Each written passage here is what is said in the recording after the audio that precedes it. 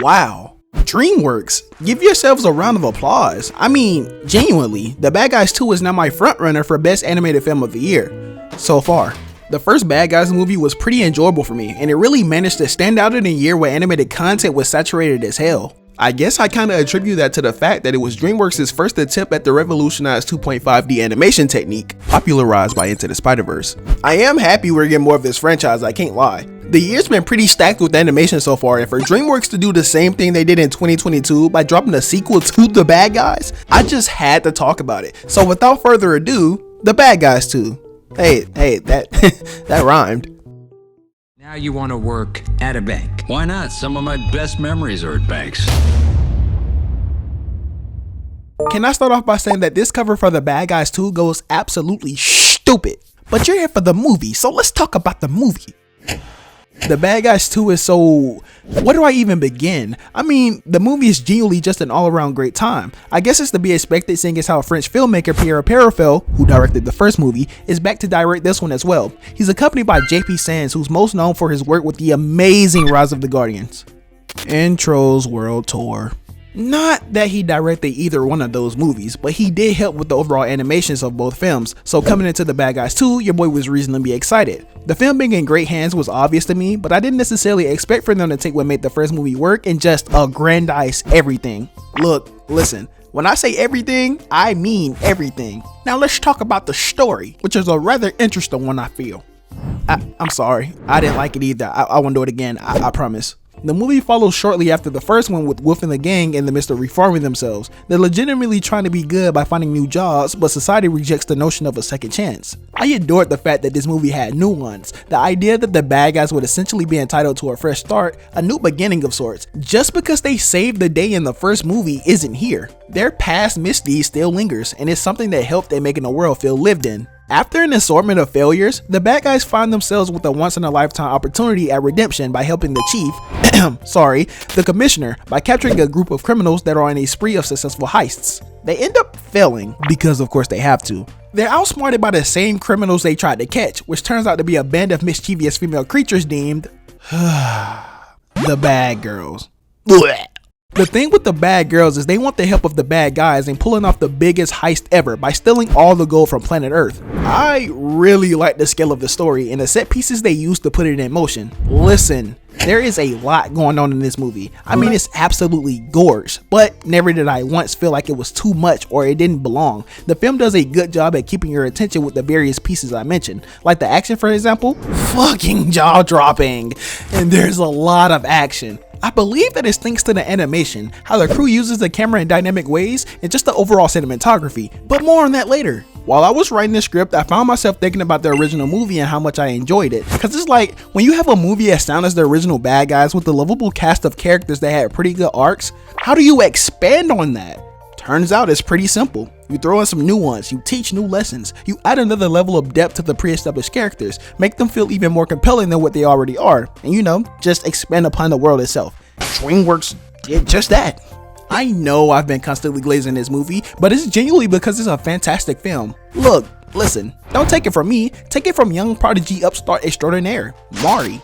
Alright, so listen, I had the greatest pleasure of watching Bad Guys 1 for the first time 12 hours before I even watched Bad Guys 2 and stepped in that theater. So everything was pretty much fresh on my mind whenever I did go to my initial watch of the second movie. It was clear as day that this movie did not want to match the first. They didn't reinvent the formula. They took exactly what made the first movie exceptional and they did even more. The 2D styled 3D look was fucking phenomenal and they nailed it once again. The fight scenes, every time Diane was waxing niggas on that screen, bro, you could feel the impact, you could feel the speed, the weight, the girth of those strikes that she was hitting it with, bro. It was beautiful. My personal peak of the movie though, I have to say, was the rocket scene when they fired that big ass missile thingamabobber into like the gold scraps that they were picking up from planet Earth. Bro, I sat in that theater and I grabbed the person I was watching the movie with and I was like, this is anime.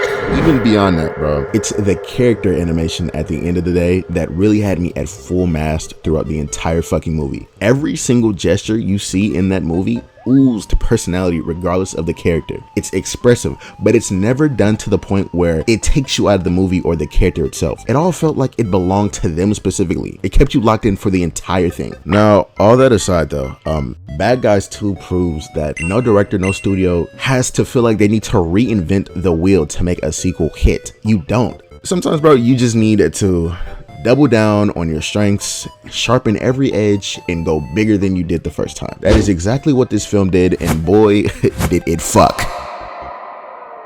I'd also like to say, while I'm here, Diane, I'm going, no questions. Did you see her? Did you see how she looked at me? Me, nigga, she looked at me, okay? Why did they make her that thick? Why did they make her? I didn't see you there. Oh, this? That is another can of worms entirely. Now, on the subject of characters, I have to agree with Mari. Diane is just so, hear me out, please, please, look at her. Why did they design and animate her like that? I've never seen a fox look like that in my life. I guess you can say that she's foxy? No? Okay, I'm sorry. The other characters were pretty good too, most notably Wolf. This movie really made him one of my favorite protagonists in DreamWorks' entire catalog. His journey about how it isn't about proving to others that you're a good person, but know that you're doing what's right is portrayed well. I like that he stopped doing the right things because he felt like that's what he had to do and started doing them because he enjoyed it. Gah! Wolf is such a dope character. Like, he's so suave, yet so insecure, and his voice actor, Sam Rockwell, captured that perfectly. On the flip side of that, we have the main villain, Kitty, who's the leader of the bad girls. She was pretty damn cool too, I can't lie. Danielle Brooks did a great job at portraying how laid back but equally as terrifying she was. It was a pretty interesting duality to the character that honestly made her really appealing. She ends up having a meltdown towards the end of the movie, which was such a stark change in character, and it felt so intense. I was floored. She's so good. Danielle Brooks, you're so good.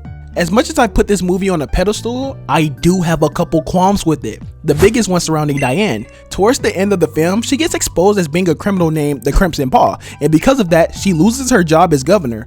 Now, I don't know if you know, but that's a pretty important title that's deeply integrated into your everyday life. The film doesn't take any time to show how she felt or how she dealt with the aftermath of the sudden explosion of her now previous life. That is a huge issue for me, like a really big one. The movie went on as if it basically didn't happen. My last gripe is that the other members of the bad girls were pretty much negligible. Like, I couldn't care less that they were there, to be honest. I don't even remember the names, but that's really all the gripes I have. I enjoyed every other aspect of this movie, especially the art and animation.